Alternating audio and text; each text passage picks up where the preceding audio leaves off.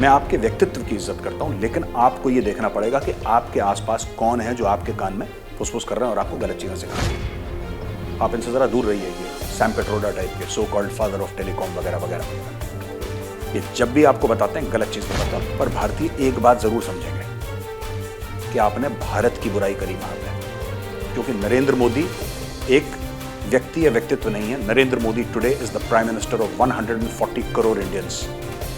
और राहुल जी, नरेंद्र मोदी आपके भी प्रधानमंत्री हैं, मेरे भी। जय हिंद दोस्तों, मैं हूं मेजर गौरवरी और आप सुन रहे हैं ताजा तरीन खबरें। अच्छा, राहुल गांधी जी पहुंच गए अपने यूनाइटेड स्टेट्स ऑफ अमेरिका। आप एक दो दिन से खबर सुन रहे होंगे, यहां यूनिवर्सिटी गए, यहां गए, फलाना ढिमका, और अपने दिल की बात उन्होंने वहां पे कही। एक मोहब्बत की, प्यार की दुकान खोली वहां पे। अच्छा, राहुल जी ने कुछ बातें कही तो मैं भी मजबूर हूं जवाब देने के लिए। उनका सवाल मुझसे नहीं था, लेकिन एक भारतवासी होने के नाते मुझे ऐसा लगता है कि मुझे कुछ ना कुछ इस पर बोलना चाहिए। आपको दोस्तों पता है कि मैं पॉलिटिकल चीज़ों पर बोलता नहीं हूं, मैं बड़ा अनकंफर्टेबल हो जाता हूं, लेकिन मुझे बुरा लगा तो एक नागरिक होने के नाते मैं जवाब देना चाहूंगा। पहली बात तो राहुल गांधी गए वहां पर, राहुल गांधी ने दो तीन चीज़ें बोली कि आज की तारीख में देश में मुसलमानों का वही हाल है जो कि 1980 के दशक में दलितों का था। तो भाई साहब, आप ही का परिवार पावर में था। तो ये मुझे नहीं लगता कि आपको आज की सरकार से पूछना चाहिए कि मुसलमानों का क्या हाल है, दलितों जैसा हाल है। पहले आप दलितों का सॉर्ट आउट करिए मामला। जो 1980 के दशक में आपकी दादी, आपके पिताजी, ये तो सब लोग थे वहां पे, दे वर प्राइम मिनिस्टर्स। उसके बाद भी डॉक्टर मनमोहन सिंह थे। तो आप, एक तो आपने ये, जिसको हिंदी में कहते हैं देसी भाषा में ना, कि ये आपने बहुत बड़ा भंड मार दिया। दूसरी चीज, आपने बोला कि सिख बड़े परेशान हैं भारत में आजकल। कैसे? पंजाब जो राज्य है उसमें शासन किसका है? आज की तारीख में आम आदमी पार्टी का है। उसके पहले कब का था? उसके पहले कौन थे वहां पे? कांग्रेस पार्टी थी ना, भाजपा तो नहीं थी वहां पे। तो एक फेडरल स्ट्रक्चर में आपका इलेक्टेड चीफ मिनिस्टर है। तो क्या, मैं समझ नहीं पा रहा कि क्या गड़बड़ हो गई सिखों के साथ। और कांग्रेस पार्टी के आप एक वरिष्ठ लीडर हैं, आपको तो बोलना ही नहीं चाहिए, क्योंकि जब आपके पिताजी माननीय राजीव गांधी जी प्रधानमंत्री थे तब नरसंहार हुआ था सिखों का। जब आपकी दादी माननीय श्रीमती इंदिरा गांधी जी प्रधानमंत्री थी तब ऑपरेशन ब्लू स्टार हुआ। और सबसे बदनुमा दाग ऑपरेशन ब्लू स्टार, सबसे बुरी चीज जो हुई, मैं जो सिखों का जेनोसाइड हुआ। और मुझे पता है कि काफी लोग मुझे ट्रोल करेंगे जब ये बोलूंगा, लेकिन मुझे बोलना पड़ेगा। सिखों का जो जेनोसाइड हुआ दिल्ली में, वो भी बहुत एक बुरी याद है, क्योंकि मेरे आंखों के सामने हुआ वो। मैं उसका विटनेस हूं, मैं गवाही देता हूं कि मेरे सामने हुआ। लेकिन उसको मैं नंबर 2 पे रखूंगा, उसको मैं नंबर 2 पे रखूंगा, जबकि इतना भयानक हादसा है। वो नंबर 2 पे रखूंगा। नंबर 1 पे ऑपरेशन ब्लू स्टार। वो एक ऐसा बदनुमा दाग है जिसको आप खून से धोगे, वो दाग नहीं मिटेगा। आज से 500 साल के बाद लोग याद करेंगे कि यहां पे गोलियां चली थी। इतना बड़ा पाप हो गया। पर इस सरकार में, I don't hold any brief for the Narendra Modi government. मैं ऐसा कोई, मैं भाजपा का तो हूं नहीं, मैं तो अपने कमेंट्री करता हूं जियो पॉलिटिक्स और नेशनल सिक्योरिटी में। लेकिन मुझे बुरा लगा जब राहुल जी आपने जाके बोला कि ईसाई भी खतरे में है। ईसाई किस तरीके से खतरे में है? कौन सी ऐसा न्यूज है जिससे आप ये कह सकते हैं कि साहब ईसाई खतरे में है? बड़ा मामला हो गया साहब, ईसाई खतरे में हो गया। क्या हो गया? कौन खतरे में है? आपने ना कोई प्रूफ दिया, आपने ना कोई सबूत दिया, बस लगातार एक नैरेटिव को आप फॉरेन कंट्री में राहुल जी रिपीट कर रहे हैं, जो कि मेरे हिसाब से गलत है। ऐसा नहीं करना चाहिए। मैं ये नहीं कह रहा कि गैर कानूनी है, आपका पूरा आईनी हक बनता है, आपका कानूनन हक बनता है। According to the constitution you have every right of free speech. बात कानून की नहीं, बात संस्कार की है। थोड़ा सा फर्क होना चाहिए कि हम कहां पे खड़े हैं जिस वक्त हम बात कर रहे हैं, हम किस किस सामने बात कर रहे हैं। आप क्या बात कर रहे हैं वो आपका हक है, मैं उसमें कुछ नहीं बोलूंगा आपको। अच्छा, एक और चीज आपने बोला कि साहब भारत जोड़ो यात्रा रोकने की कोशिश करी। किसने रोकने की कोशिश करी राहुल जी? जरा हमें प्रूफ तो दीजिए। अगर आप, you are a state protectee, आपके पास जेड प्लस सिक्योरिटी है, आपकी सीआरपीएफ आपको सिक्योरिटी देती है, उनके क्रैक कमांडोज जो वीआईपी सिक्योरिटी वाले हैं वो आपको सिक्योरिटी देते हैं। अगर उनको लगता है कि आपकी जान कहीं खतरे में है तो क्या वो आपको ना बताएं आगे से? आप लिख के दे दीजिए कि साहब मैं कहीं पर भी जाऊं, मैं किस कुएं में कूदूं, मेरा हेडेक है, आपको बोलने का अधिकार नहीं है। वो क्यों दिन रात आपके साथ खड़े रहते हैं सीआरपीएफ वाले लोग? क्योंकि उनका काम है आपकी सुरक्षा, आपकी पर्सनल सुरक्षा। अगर उनको लगता है आप कश्मीर में चल रहे हैं और कुछ ऐसा हो सकता है जिसकी आपसे आपकी जान जोखिम में हो या आपकी सुरक्षा में कुछ प्रॉब्लम हो, तो बोलेंगे जरूर, 10 बार बोलेंगे, उनका काम है बोलना। अगर इंटेलिजेंस एजेंसीज को कुछ पता लगता है वो बोलेंगे जरूर। इसका मतलब ये नहीं राहुल जी कि आप ये सोचें कि साहब मेरी यात्रा रोकने की किसी को कोई इंटरेस्ट नहीं है। सर मैं आपको बोलता हूं as a citizen of India, अभी आपने साउथ से नॉर्थ करा, अब आप ईस्ट से वेस्ट करिए सर, या दोबारा नॉर्थ से साउथ चले जाइए आप नीचे, आप घूमते रहिए क्रिस क्रॉस इंडिया, कौन रोक रहा है आपको? तो ऐसा बयान देना कि साहब ये हो रहा है, मेरे खिलाफ ये हो रहा है, फिर आप फोन अपना उठा के कहते हैं कि मोदी जी, जैसे आपका फोन टैप हो रहा है। कोई क्यों करेगा आपका फोन टैप?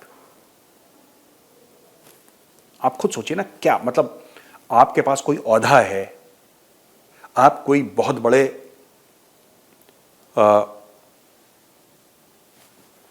कोई पोजीशन में हैं कि पता लग जाए, कि कोई सीक्रेट पता लग जाए इंटेलिजेंस ब्यूरो वालों को कि राहुल गांधी क्या डिस्कस कर रहे हैं? ऐसा नहीं है sir. Why should you unnecessarily point fingers at your own country? लोग कहते हैं कि साहब मोदी जी की तरफ करा और देश की तरफ नहीं करा। तो मोदी जी कहां के प्रधानमंत्री हैं सर? भारत के तो प्रधानमंत्री हैं। वो 140 करोड़ लोगों के प्रधानमंत्री हैं, आपके और मेरे प्रधानमंत्री भी हैं बाय द वे, वो अगर आप भूल गए हो। तो मुझे लगता है कि ऐसा आपको नहीं करना चाहिए था। अगेन आपका पूरा हक है, मैं हक की बात नहीं कर रहा, आपका हक है, आपने कोई इलीगल काम नहीं करा, आपने कोई गैरकानूनी काम नहीं करा। लेकिन क्या है कि कुछ संस्कार होते हैं, कुछ मर्यादा होती है जो हम लोग, कुछ लक्ष्मण रेखा होती है जो हम पार नहीं करते। अपने देश की बात बाहर नहीं। आपको यह बात करनी चाहिए थी अमेठी में, जो आपका एक जिसको कहते हैं कि खानदानी आपकी कॉन्स्टिट्यूंसी थी, आपको अमेठी में करनी चाहिए थी। आप तो अमेठी गए नहीं सर। उसके बाद एक बार आप चुनाव हारे, आप वापस अमेठी नहीं गए। आप जब भी वायनाड भी गए अपनी कॉन्स्टिट्यूंसी में, आप जनसभा को एड्रेस करने के लिए गए वहां पे। ठीक है, आपका पूरा हक है, even as a citizen of the country, even as a citizen of the country आपका हक है। आप 100 बार मोदी जी से पूछें कि मोदी जी आप जवाब दीजिए, आपने क्या काम करा। आपका पूरा हक है सर, और आपको पूछना चाहिए। और आप हक से टेबल ठोक के आपको पूछना चाहिए मोदी जी से कि मोदी जी आपने क्या काम करा। लेकिन कभी कभी सर अपना भी जवाब दे दीजिए कि आप इतने साल अमेठी के मेंबर ऑफ पार्लियामेंट थे, आपने अमेठी के लिए क्या करा? या अभी आप वायनाड से चुनाव जीते, आपने वायनाड वालों के लिए क्या करा? कौन सा नया प्रोजेक्ट डाला? कौन सी जिंदगी में आप उनका इतना भारी बदलाव लेकर आए वायनाड में? कुछ तो आपने भी करा होगा सर वायनाड में। अमेठी आप गए नहीं सर, वायनाड आप कम गए, यूएस आप ज्यादा गए। थोड़ा सा बात यह है कि आप जाइए, आपको जहां जाना है, that is your absolutely your right, आपका हक है। लेकिन भारत के बारे में गलत बातें, फैक्चुअली जो इनकरेक्ट बातें हों, वो मुझे लगता है कि आपको नहीं करनी चाहिए। जो बातों में तथ्य नहीं है, जो बातों में लॉजिक नहीं है, इसको फौज में कहते हैं सर हिट एंड रन। आपने एक दिन झंडा उठाया, आपने बोला चौकीदार चोर है, आपने बोला कि मोदी ने 58,000 करोड़ रुपए अंबानी को दे दिया, आप कह के निकल गए। उसके बाद कोई जिम्मेदारी नहीं कि भाई मैं एक मेंबर ऑफ पार्लियामेंट हूं, मैं कांग्रेस पार्टी का इतना सीनियर लीडर हूं, मैंने एक बात बोली है, मेरी बात में वजन होना चाहिए। कहां गए वो 58,000 करोड़ रुपए? सुप्रीम कोर्ट ने उसके बाद क्या बोला? सुप्रीम कोर्ट की जजमेंट क्या थी? तो ये देखिए, भारत में एक बात ध्यान रखिएगा राहुल जी, आप मुझसे बहुत ज्यादा एक्सपीरियंस्ड हैं पॉलिटिक्स के मामले में, मुझे तो पॉलिटिक्स की इतना ज्ञान नहीं है, लेकिन थोड़ा आप भारत के जो लोग हैं ना, आप उनके बारे में थोड़ा समझिए। ये देश आस्थाओं का देश है, ठीक है। ये देश ऐसा है कि अगर विभीषण प्रभु श्री राम को यह कहता है कि रावण की नाभि में तीर मारो, और प्रभु श्री राम तीर मार के रावण को मार देते हैं, उसका वध कर लेते हैं और युद्ध जीत जाते हैं, और जो लोग रामायण पढ़ रहे हैं उनको पता है कि विभीषण अगर ना होता तो प्रभु श्री राम रावण को नहीं मार पाते, फिर भी जो रावण है ना, वो विलेन है आज की तारीख में, वो विलेन है, और उसका भाई विभीषण उससे बड़ा विलेन है। क्योंकि आज की तारीख में कोई माँ बाप अपने बेटे का नाम विभीषण नहीं रखते, जबकि विभीषण ने धर्म का साथ दिया, उसने प्रभु श्री राम का साथ दिया, जिनको हम भगवान मानते हैं, जिनको पूछते हैं, उनका साथ दिया। लेकिन आज की तारीख में कोई माँ बाप अपने बेटे का नाम विभीषण नहीं रखता, क्योंकि विभीषण मतलब गद्दार।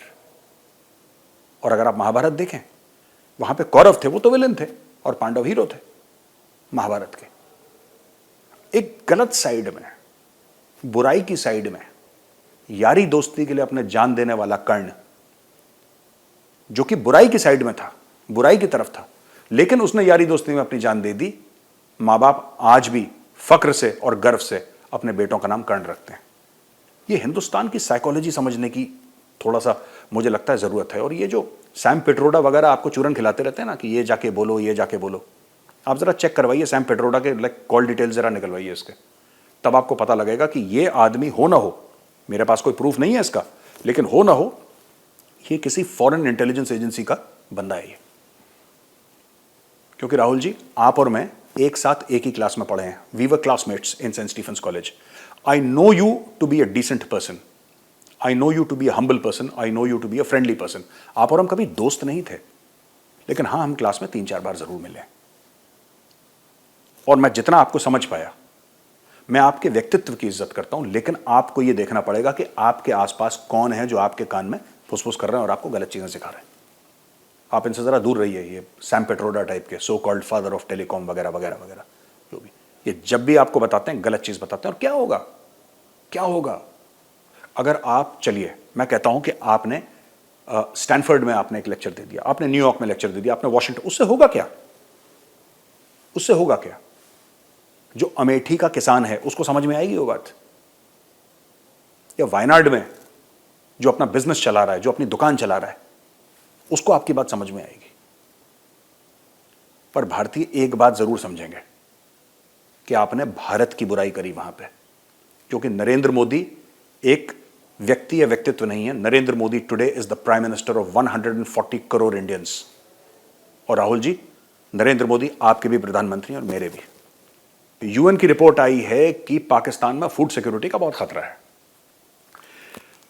पाकिस्तान में पॉलिटिकल इंस्टेबिलिटी है, पाकिस्तान में इकोनॉमिक इंस्टेबिलिटी है, आर्थिक रूप से, राजनीतिक रूप से कलेश हो रहा है, सिविल वॉर की सिचुएशन है, डिफॉल्ट के दहाने पे पाकिस्तान खड़ा हुआ है, जिसकी वजह से पाकिस्तान में फूड इनसिक्योरिटी है, लोग भुखमरी का शिकार हो रहे हैं और आगे चल के भुखमरी पाकिस्तान में शदीद होगी, बढ़ के होगी। अच्छा, मुझे याद आता है कि बिलावल भुट्टो जरदारी को यूनाइटेड नेशंस बुलाया गया था और यूनाइटेड नेशंस में कॉन्फ्रेंस होने वाली थी, पिछले साल की बात है कभी। और यूनाइटेड नेशंस में जो कॉन्फ्रेंस थी दोस्त, उसमें यह बोला गया था कि फूड सिक्योरिटी के बारे में हम बातचीत करेंगे, क्योंकि फूड सिक्योरिटी एक ऐसा मामला है जिससे पूरी दुनिया मुतासिर है, इंपैक्टेड है। तो बिलावल भुट्टो जरदारी गए अपने जहाज में स्पेशल, अपने लोगों के साथ, अपने जो उनके चेले चपाटे थे सबको लेकर पाकिस्तान से गए वहां पे। बोला कि यूएन में मैं स्पीच दूंगा। और फूड सिक्योरिटी की कॉन्फ्रेंस में बिलावल भुट्टो ने बात करी कश्मीर की। सोच लीजिए आप, ये इस इंसान का दिमाग है। फूड सिक्योरिटी की कॉन्फ्रेंस में इसने बात करी कश्मीर की, उसके बाद वहां पे बाढ़ आ गई और 1/3 मुल्क पानी के नीचे आ गया। जाहिर सी बात है, फसलें बर्बाद हो गई। अब पाकिस्तान में भुखमरी हो रही है। अच्छा, इनको तो कोई फर्क पड़ता नहीं है। बिलावल भुट्टो को फर्क नहीं पड़ता, अरबपति बाप का बेटा है, मिस्टर 10% का बेटा है, उसके लिए किसी चीज की कमी नहीं है। और उसको देख के लगता भी है कि खाने पीने की कमी नहीं है उसके पास। बट आम पाकिस्तानी के बारे में सोचिए, जो आटे की लाइनों में जलील ख्वार हो रहा है। 2 दर्जन से ज्यादा पाकिस्तानी मर चुके हैं आटे की लाइनों में। इसका सोल्यूशन नहीं है इनके पास।